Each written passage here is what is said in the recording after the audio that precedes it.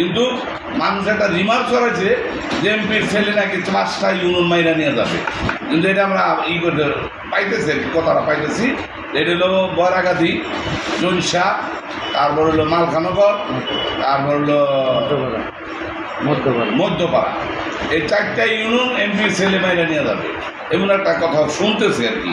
আচ্ছা, আশা করি মাইনা নিতে পারবে না, তবু অনেক শুনতেছি এটা আল্লাহ জানে তারা কোন অবস্থা করে।